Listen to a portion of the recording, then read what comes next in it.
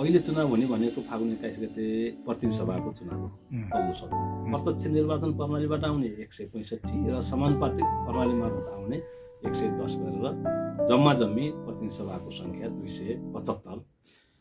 नमस्ते, स्वागत छ नेकपा मालेको केन्द्रीय कार्यालय सचिव कमरेड महेन्द्र शाहज्यू। यो अब चुनाव आउँदैछ। यो चुनाव कतिपय मान्छेहरूलाई चाहिँ यो संविधान अन्तर्गतको कति मतलब अप्पर हाउसमा कति सदस्य सङ्ख्या हुनुपर्छ, लोवर हाउसमा कति सदस्य सङ्ख्या हुनुपर्छ केही पनि थाहा छैन। हामी यो संविधान अनुसार अप्पर हाउस लोवर हाउसबाट सुरु गरौँ।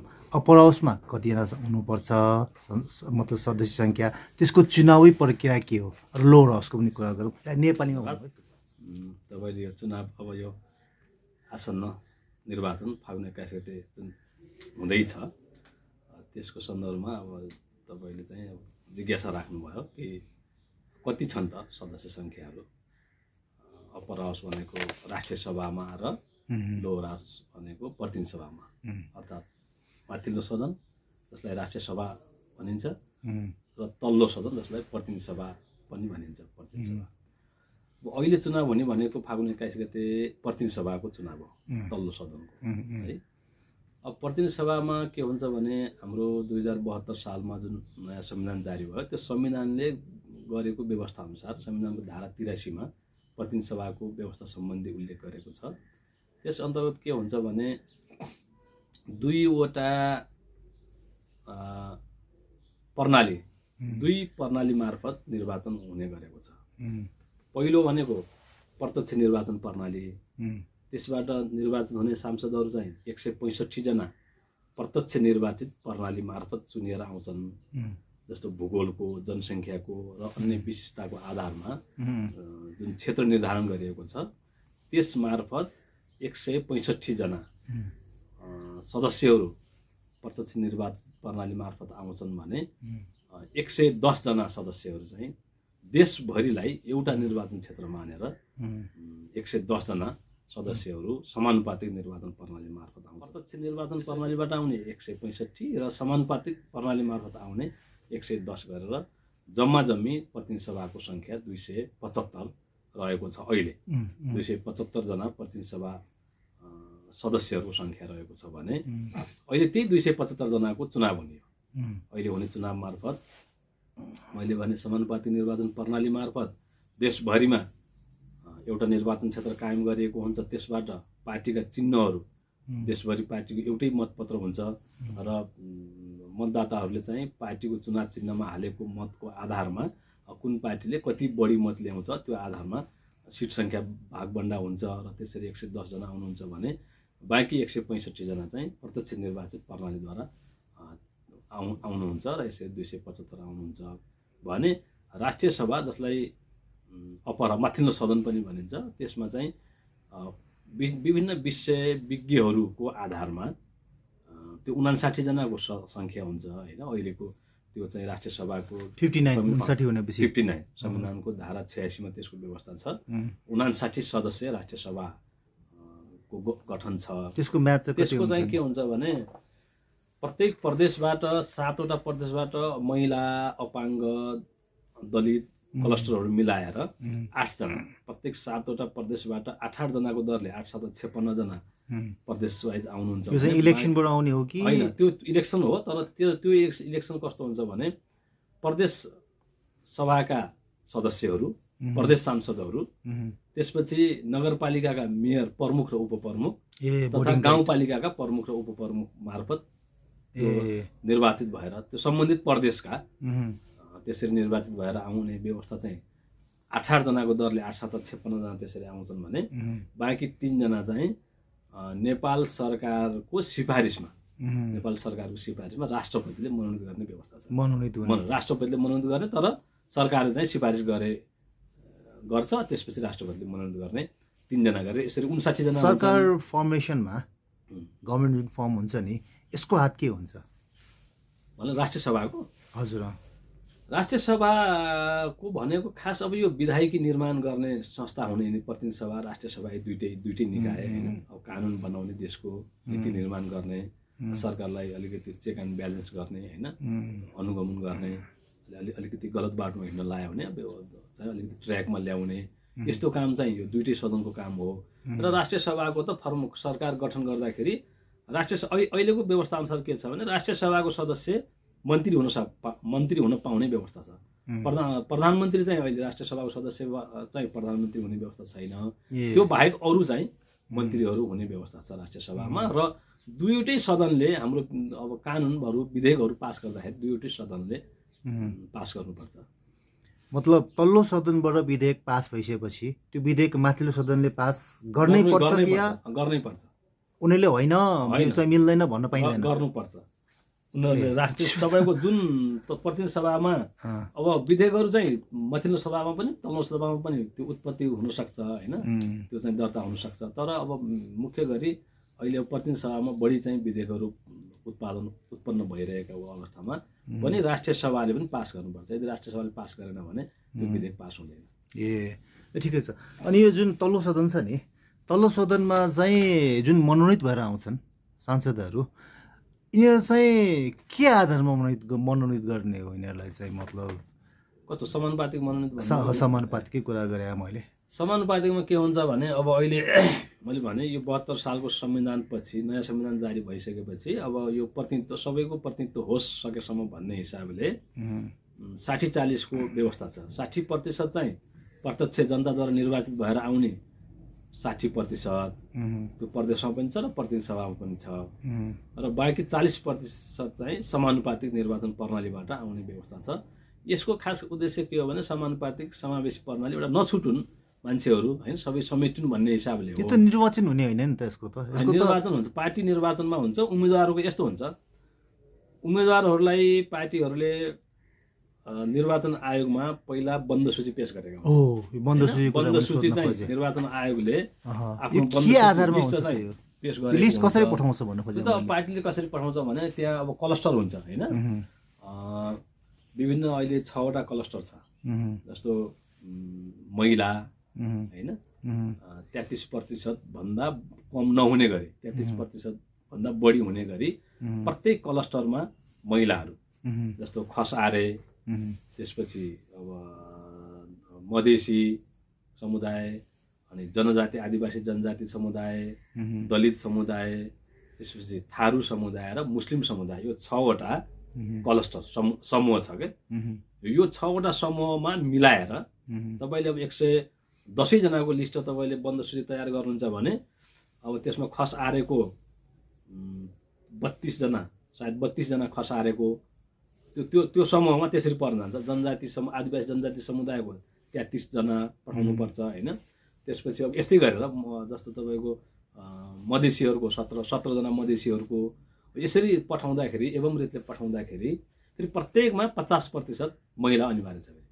प्रत्येकमा 50%, जस्तो तपाईँले खस आरेको चाहिँ 32 जनाको पठाउनुहुन्छ भने त्यसमा 16 जना महिला अनिवार्य चाहियो होइन।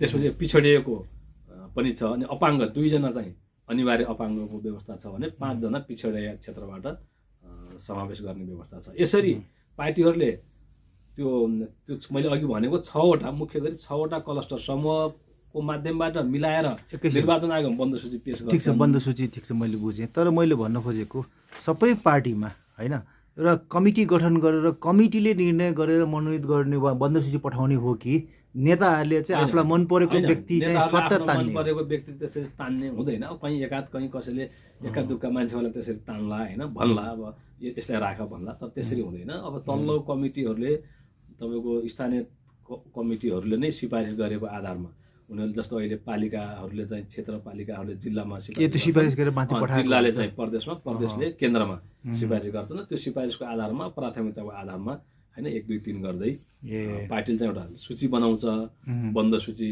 त्यो बन्द सूची निर्वाचन आयोगमा बुझाउँछ होइन। जस्तो अस्ति हामीले बुझाइसक्यो, जस्तो अस्ति तपाईँको गएको पुस 13 र 14 गते बन्द सूची बुझाउने काम थियो। आज चाहिँ अन्तिम नामावली, आज 20 गते हामीले कुरा गर्दैछौँ होइन, माघ 20 गते आज उम्मेदवारहरूको अन्तिम नामावली सायद प्रकाशन हुन्छ। अब त्यो 13-14 गते हामीले बन्द सूची बुझाउँदा के गर्छन् भने दलहरूले, मैले अघि भने त्यो समूह मिलाएर 6वटा क्लस्टरहरू मिलाएर, नमिलाएर त एक्सेप्टै हुँदैन, त्यो मिलाउनै पर्छ होइन।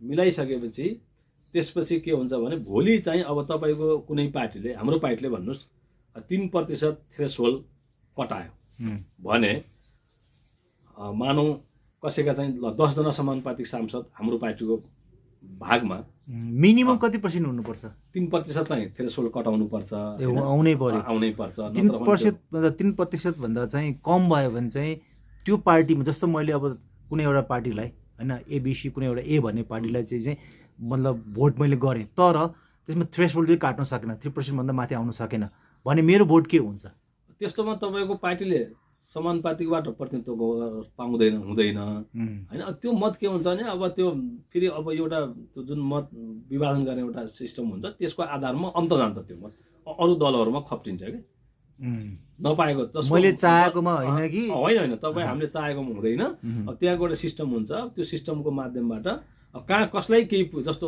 थ्रेसहोल्ड कटाएका दलहरूलाई अब अर्को प्लसको निम्ति थोरै मत पुगेन भने त्यस्तोमा त्यो सिस्टमले भागभण्डा हुँदै हुँदै आउँछ त्यसरी जान्छ हामीले चाहेर कुनै चाहिँ दलले यो दलमा म चाहिँ दिन्छु मत खप्ट्याउँछु भन्ने आधारमा हुँदैन त्यसरी हुँदैन अनि अघि मैले भन्दै थिएँ त्यो कुरा हामीले पुरा हुन पाएन जस्तो अनि अब त्यो बन्द सूची पठाइसकेपछि कुनै पार्टीले 10वटा सिट प्राप्त गरेर समानुपातिकमा भने त्यो 10वटा चाहिँ पार्टीले भनेको आधारमा हुँदैन कि जहाँ हामीले बन्द सूची पेश गरिसकेका छौँ नि दलहरूले बन्द सूची बुझाइसकेका छन् भने त्यही बन्द सूचीभित्र निर्वाचन आयोगले कुन समूहको त्यहाँ फेरि समूहको भागभण्डा हुन्छ समूह मिलाउनु पर्ने हुन्छ 10वटा पाउँदाखेरि अब खसारेबाट कति मधेसबाट कति थारूबाट कुन क्लस्टरबाट कति भन्ने हुन्छ नि हो त्यो क्लस्टरको आधारमा महिला कति पुरुष कति हुन्छ फेरि होइन त्यसको आधारमा भागभण्डा गर्दाखेरि त्यहाँ पहिलो नम्बरमा को छ जस्तो खसारे समुदायको एकजना पुरुषले चाहिँ चान्स पायो भने त्यो खसारे समुदायको पुरुष समूहबाट त्यहाँ कसको नाम पठाइएको छ पहिला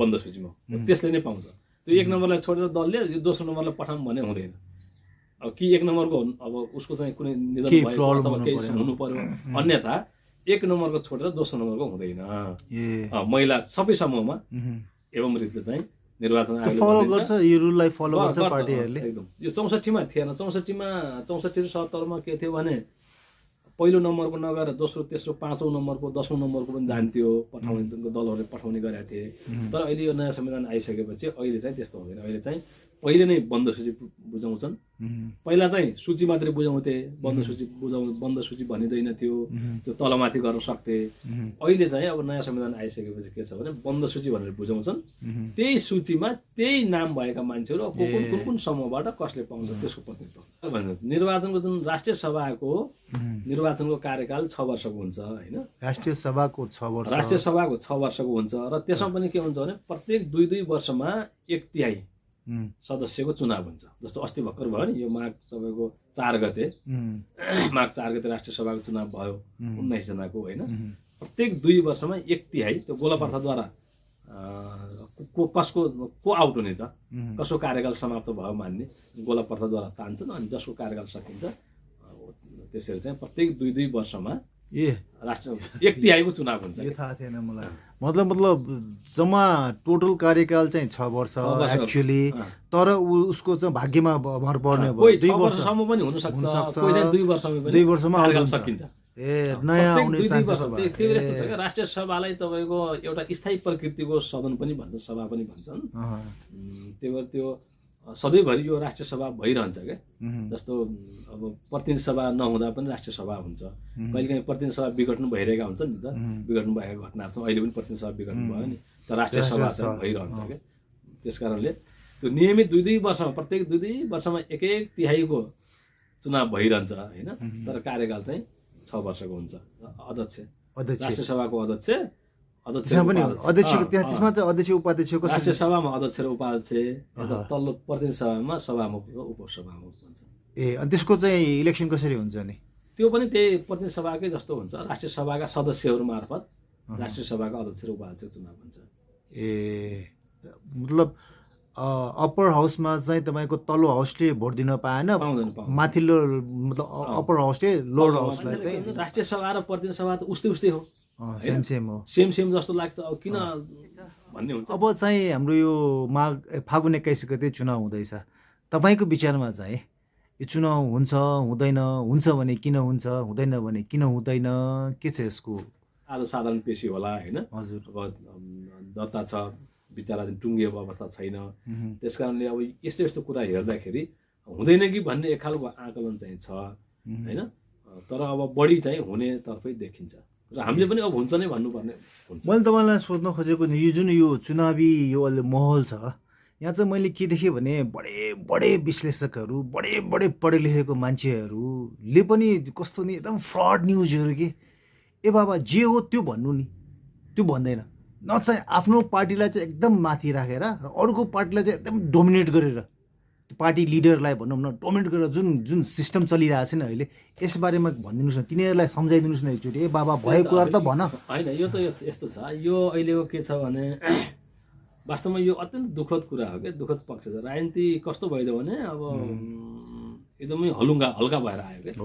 अब हुन त अब राजनीतिक नेतृत्वहरूले अलिकति समयमा अब राम्रो काम नगरेको हुनाले यो चाहिँ यसरी सबै अब राजनीति भन्ने होइन, सबैलाई सांसद मन्त्री बन्न रहर लाग्ने होइन, विभिन्न पेसा व्यवसाय छोडेर अहिले जसरी मान्छेहरू आएका छन्, एक खालको हलुङ्गा भयो। र अर्को तपाईँले भने जस्तो अहिले मतदाता उम्मेदवारहरू आफ्नो मतदाता कहाँ जाँदा तपाईँको कुनै घोषणापत्र छैन, आफ्नो नीति छैन, कुनै दृष्टिकोण छैन, योजना छैन होइन। आफ्नो भावी दृष्टिकोण त हुनु पऱ्यो नि त, म सांसद भएपछि के गर्छु मैले होइन, जनताको चाहिँ माग के हो, म्यान्डेट के हो होइन, अस्तिको जेनजी विद्रोह पछिको चाहिँ त्यसको स्पिरिट के हो। तपाईँलाई मैले रोक्छु है, यो चाहिँ ठिक छ जनतामा गइरहेछ अहिले हो, ठिक छ मैले माने, तर हुनसक्छ उनीहरू पहिल्यै त्यो मेनिफेस्टो नल्याइकन अहिले जनतामा जाने, जनतासँग बुझ्ने के हो त उनीहरूको माग होइन, के त्यो बुझिसकेपछि अनि घोषणापत्र आउन सक्छ होइन। त्यो आउन सक्छ घोषणापत्र त अब विभिन्न दलहरूले तयारी गरिरहेका छन् होइन, आउला पनि। तर अहिले घोषणापत्र मात्रै होइन, अहिलेको यस्तो छ कि तपाईँले देख्नुहुन्छ भने अहिले त्यो निर्वाचनको त्यो उम्मेदवारहरूको स्थिति तपाईँले भने जस्तो खालि आरोप प्रत्यारोप गरेको छ, आफ्नो दृष्टिकोण छैन, खालि अर्काले गाली, नयाँले पुरानोलाई गाली गरिरहेको छ, पुरानोले नयाँलाई गाली गरिरहेको छ क्या। जस्तो तपाईँको यो मिस इन्फर्मेसन होइन, त्यसपछि अब यो डिसइन्फर्मेसन र यो हेड स्पिच भन्छ नि, विभिन्न खालको ट्रोल बनाएको छ होइन, एउटाको शरीरमा अर्काको टाउको राखेको छ, विभिन्न खालको हुने नहुने, एकले अर्कालाई चाहिँ अहिलेको सामाजिक सञ्जाललाई यसरी चाहिँ भद्दा बनाएका छन्, मजाक बनाएका छन्। यो चाहिँ अत्यन्तै दुःखद पक्ष हो। यसले गर्दा के हो भने यो मिथ्या सूचना, गलत कुराहरू, भ्रम सिर्जना गर्ने कुराहरू बाहिर आउने भयो क्या, अनि जनताले पनि त्यही कुरा हेर्ने भयो। अब के सही के ठिक होइन, के झुट हो के साँचो भन्ने कुरा वास्तवमा त्यो नआइकन अब मिथ्या एउटा उसको लहरमा चाहिँ आइरहेछ। यसले गलतलाई गलत, ठिकलाई ठिक भन्ने छुट्याउने वास्तवमा त्यो खालको सबै छुट्याउन सक्ने स्थिति छैन। यो अत्यन्त दुःखद छ, यस्तो हुनु हुँदैन। आजकल विभिन्न दलका मानिसहरूले एउटा नारा घन्काइरहेका छन्, देश चलाउनेहरू र देश बनाउनेहरू। यसबारेमा यहाँको विचार? यस्तो हो, अब सबै कुरा यो यो यो एउटै कुन दृष्टिकोणबाट हामीले सोचेर हामी टुङ्गोमा पुग्न सकिँदैन होइन। हिजोको कुरा होइन, जस्तो अहिले पछिल्लो पटकको कुरा के हो भने 23 गतेको घटना, तपाईँले भन्नु खोजेको त्यही हो। 23 गतेको घटना र 24 गतेको जुन विध्वंस भयो, 23 गते जेनजीहरूले, नयाँ युवा पुस्ताहरूले राखेको त्यो 3-4वटा जुन माग थियो, सामाजिक सञ्जाल प्रतिबन्धको विरुद्धको माग, सुशासन डेलिभरीको माग होइन, भ्रष्टाचारलाई चाहिँ कारवाही गर्ने कुरा, यो 3-4वटा कुरा थियो। यो कुरा जायज थियो, यो कुरा ठिक छ, यो सबैले भन्दै आएको कुरा, सबै दलहरूले पनि भन्दै आएका हुन्, वर्षौँदेखि भन्दै पनि आएका छन्। अलिकति घनीभूत रूपमा अब नयाँ पुस्ताले त्यो कुरालाई उठाए, त्यो जायज थियो। त्यही माग राखेर उनीहरूले तपाईँको बानेश्वरसम्म, एभरेस्ट अगाडिसम्म उनीहरूले कार्यक्रम गरे, 11-12 बजीसम्म कार्यक्रम गरे। त्यसपछि लौ हाम्रो कार्यक्रम अब सफल भयो, सम्पन्न भयो, लौ धन्यवाद छ भने उनीहरूले नै भने हुन् नि त, हामीले सुन्यौँ नि भनेर कार्यक्रम समापन गरिसकेपछि त्यसपछिको अवस्था जे भयो नि, संसद भवनभित्र तोडफोड गर्ने, त्यसपछि जुन खालको गतिविधि भयो र नेपाल सरकारले पनि जुन 19 जना एउटा नयाँ कलिला होइन विद्यार्थीहरू, नवयुवा पुस्ताका उनीहरूको जुन उनीहरूले ज्यान मतलब उनीहरूको शहादत भयो होइन, त्यो चाहिँ 23 गतेको एउटा स्थिति हो भने 24 गते फेरि त्यसलाई देखाएर जसरी विध्वंस भयो नि, त्यो कसै सोच कल्पना भन्दा बाहिरको कुरा थियो नि हो। त्यही कुरालाई लिएर अहिले अब जलाउने र बनाउने भनेको 23 र 24 गतेको कुरा हो। 23 गतेको घटनालाई चाहिँ अब तपाईँको देश बनाउने भनेर व्याख्या गरिरहेका छन् भने 24 गतेकोलाई देश जलाउने भनेर व्याख्या गरिरहेका छन्। यो दुइटै अतिवादी चिन्तन हो, अतिवादी दृष्टिकोण हो। यो दुइटै चाहिँ नयाँ र पुरानाहरूको जुन अतिवादी दृष्टिकोण छ, वास्तवमा यो चाहिँ देशको निम्ति त्यति लाभदायक छैन, यो हानिकारक छ। अब हामी चाहिँ के भन्छौँ, होइन, मेरो क्वेसन चाहिँ तपाईँले भनेको सब कुरा ठिक छ होइन। मेरो क्वेसन चाहिँ एउटा साधारण स्कुल पढ्ने बच्चाहरू वा भर्खर भर्खर कलेज गएकोहरूले यस्तो कुरा गर्नु ठिकै छ, यसमा मेरो चाहिँ कुनै उ छैन। तर यो बुढा विश्लेषकहरू जो पिएचडी गरेका छन् उनीहरूले शुद्ध पनि यस्तै कुरा गर्छ बा? अलिक भिन्न थियो, प्रकृति अलिक फरक के थियो भने अहिले एउटा आन्दोलन र त्यो तपाईँको यसो चाहिँ तोडफोडको कुरा मात्रै होइन क्या। अहिले के छ भने अहिले अलिक भिन्न खालको के छ भने जुन राष्ट्रिय सम्पदाहरूमाथिलाई माथि क्षति गर्यो नि, ध्वस्त गर्यो नि, पुलहरू ध्वस्त भए होइन। पुल जुन हाम्रो जुन मौलिकता छ नि, नेपालको जुन मौलिकता छ, जुन पहिचान छ होइन, जुन धरोहर छ, त्यसमाथि आक्रमण हो क्या। तपाईँको कुनै घर जलाउने, बैंक लुट्ने, पुल पुलिसा गर्ने कुरा भन्दा यो त धेरै माथिको कुरा हो नि त। संसद भवन, नेपालको संसद भवन भनेको एउटा त्यो अन्तर्राष्ट्रिय वीरेन्द्र सम्मेलन केन्द्र त्यो घर मात्रै होइन, भवन मात्रै होइन नि त। त्यहाँभित्र बस्ने सांसदहरूले गल्ती गरे, काम राम्रो गर्न सकेन, त्यसको अर्थ संसद भवनको त दोष थिएन। त्यो त एउटा ऐतिहासिक एउटा धरोहर हो।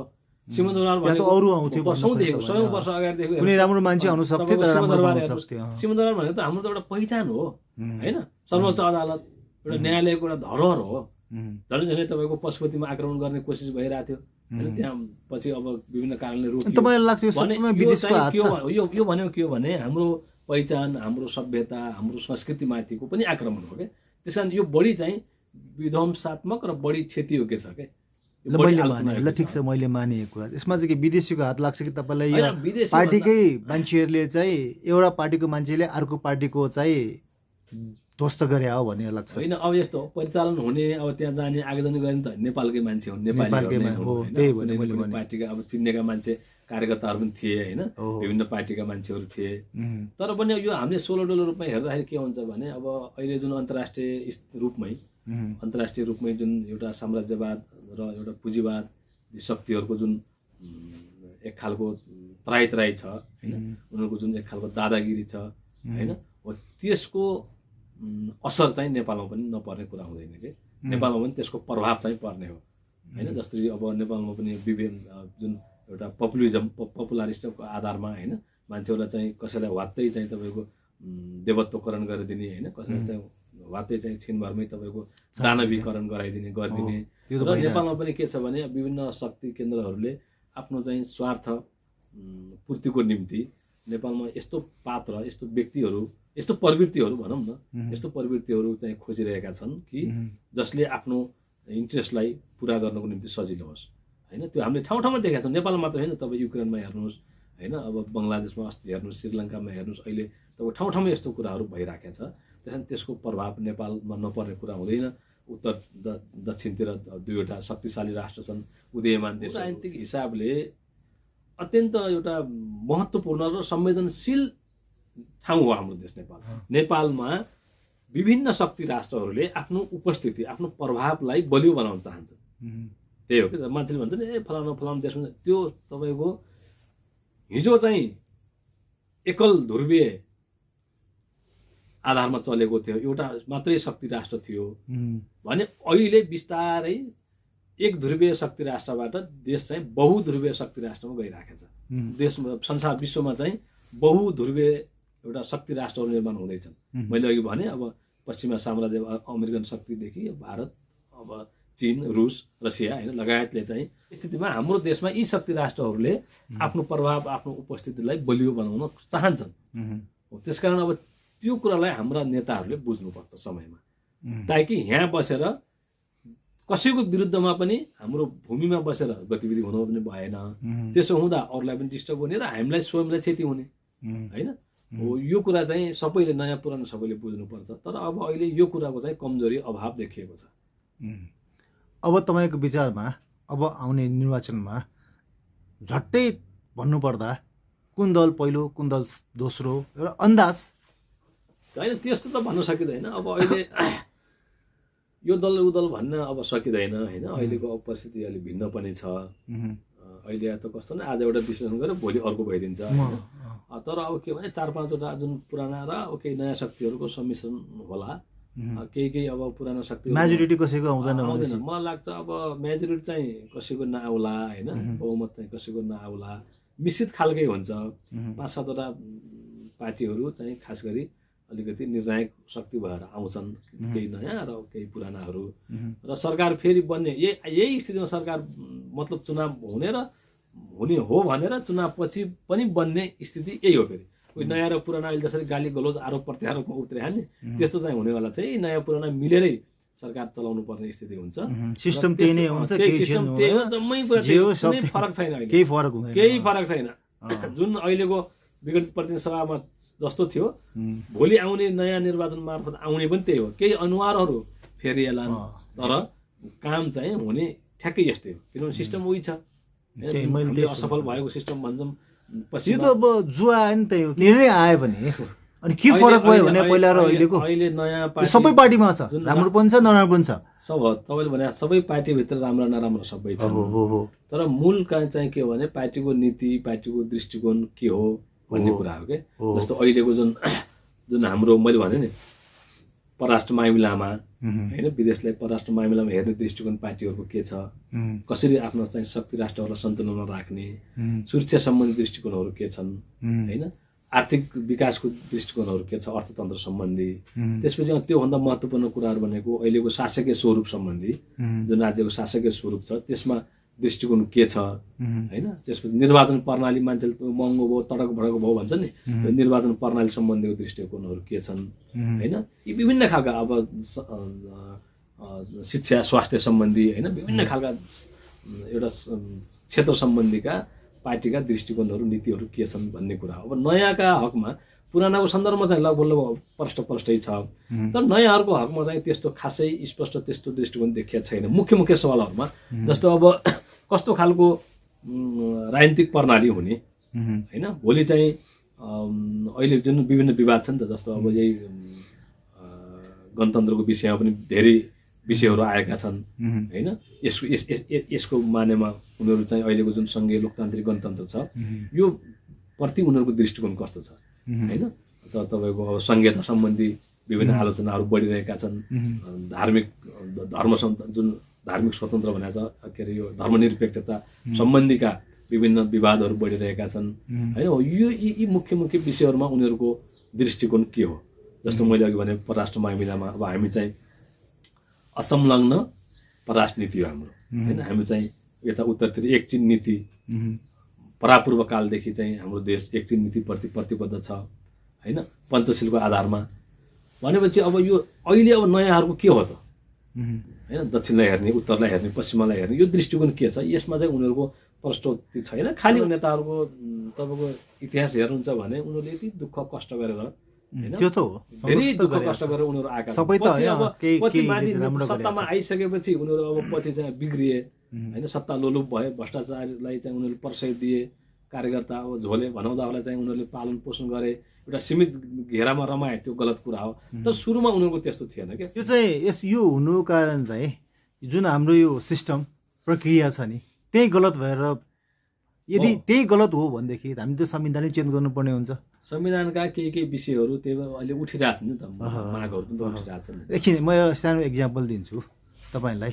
तपाईँले भन्नुभयो नेताहरू, कतिपय नेताहरू, सबै त नभनौँ, कतिपय नेताहरू रियली सङ्घर्ष गरेर जेल त्यो लागेको मैले पनि देखेको छु, झोला बोकेर पहाडमा त्यो चप्पल लाएर होइन, फोका उठाएर गाउँ डुलेर मान्छेहरूलाई चाहिँ अब यस्तो गर्नुपर्छ उस्तो गर्नुपर्छ भनेर दुःख गरेको मान्छेहरू, यही नेताहरू जब सत्तामा पुग्छ जितेर त्यसपछि। तर यो हुनुको कारण मैले मेरो कुरा सुन्नुहोस्, यो हुनुको कारण उसको गल्ती हो या यो प्रक्रियाको गल्ती? यसमा अब के छ भने यो केही प्रणालीमा पनि यसमा समस्या छ होइन। केही अब हाम्रो मानसिकतामा पनि समस्या छ, मान्छेहरूको प्रवृत्तिमा समस्या छ।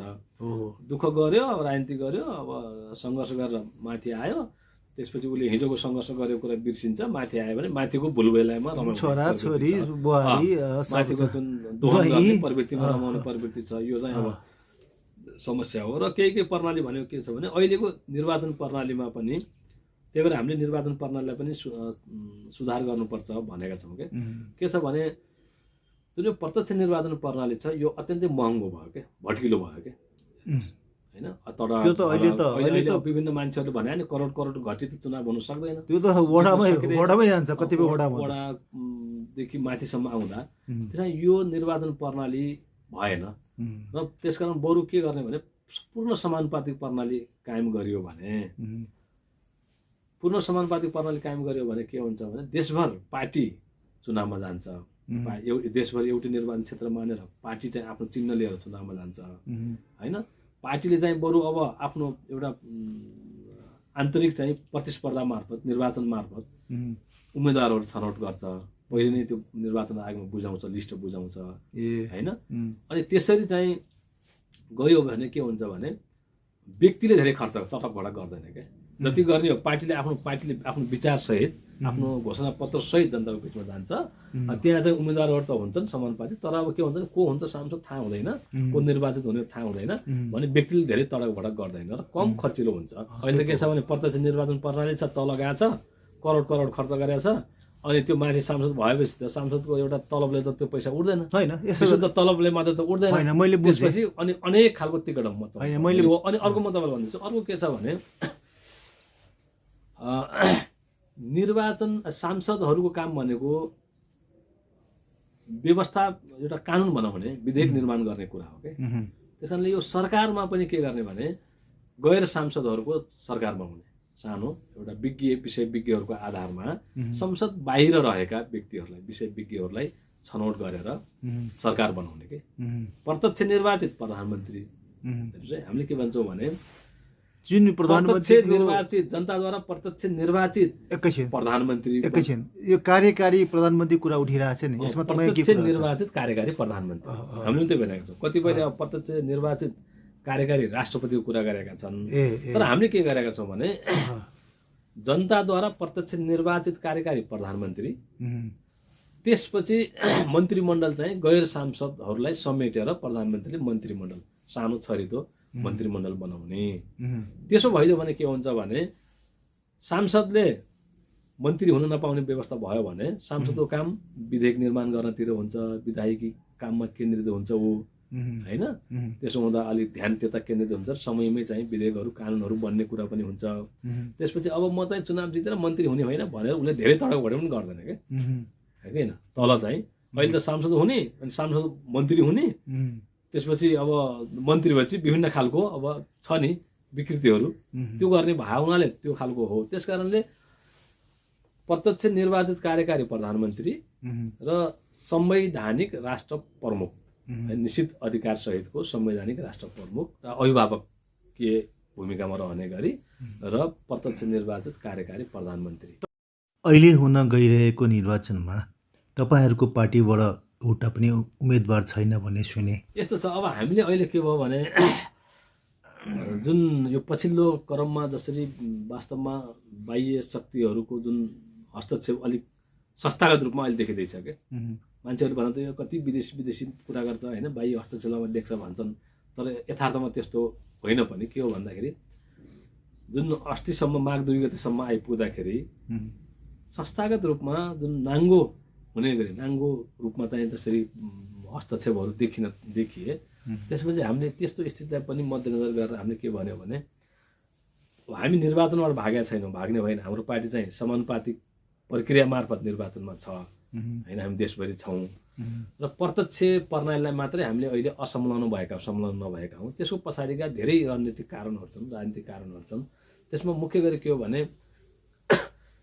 अहिले हाम्रो कारणले विगतका चुनावहरूमा हेर्दाखेरि हाम्रा 1200-1500 2025 मतको कारणले केही राम्रो उम्मेदवारले जित्नुपर्ने उम्मेदवारले पनि हार्ने र हार्नुपर्ने उम्मेदवारले पनि जितेको स्थिति थियो उम्, हामी आफूले चाहिँ जित्न नसकेको अवस्था सबै पार्टीमा होइन, हामीले आफैले चाहिँ नजितेको अवस्था हजुर र अहिले पनि हेर्दाखेरि के छ भने अब एका ठाउँमा कहीँ हामीले जित्थ्यौँ होला अथवा के गर्थ्यौँ होला तैपनि हाम्रो कारणले चाहिँ अब एउटा पनि खराब उम्मेदवारले जित्न भएन उम्, यो रूपमा अलिकति राम्रो खालको उम्मेदवारले चुनाव जितोस् र हामीले त्यसलाई सहयोग गर्नुपर्छ भन्ने हिसाबले हामीले चाहिँ प्रत्यक्ष निर्वाचन प्रणालीमा संलग्न नभएको मात्रै हो अहिले अहिले पार्टी जम्मा चुनावमा नभएको होइन पार्टी बुझेँ, चुनावमा एकैछिन छ अहिले जम्मा कतिवटा पार्टीहरूले भाग ल्याएको छ अहिले टोटल अहिले त समानुपातिकमा तपाईँको समानुपातिक भन्ने प्रत्यक्ष कुरा गरेँ मैले प्रत्यक्षमा कति छ 66 68वटा पार्टी छ 68 पार्टी छ। तपाईँ जबसम्म त्यो लाइमलाइटमा आइरहनु हुन्न नि, चाहे राम्रो काम गरेर चाहे नराम्रो काम गरेर, तपाईँ बिस्तारै बिस्तारै हराउँछ।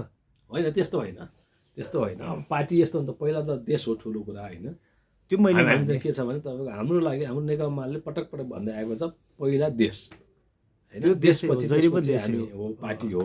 अब पार्टी रहने कुरा नरहने कुरा, अगाडि जाने कुरा नजाने कुरा, त्यो त अब हामी सङ्घर्ष गरिरहेछौँ होइन। अब पार्टीहरूका लामो इतिहास छन् होइन, विभिन्न देशहरूमा तपाईँले हेर्नुहुन्छ भने वर्षौँदेखि दुःख गरिरहेका पार्टीहरू, हिजो साना भएका पार्टीहरू आज ठुला भएका छन्। भोलि हामी आउँछौँ, हामीलाई ठिकै छ। अहिलेको लागि अब यति नै। ल हस्, धन्यवाद है। Thank you.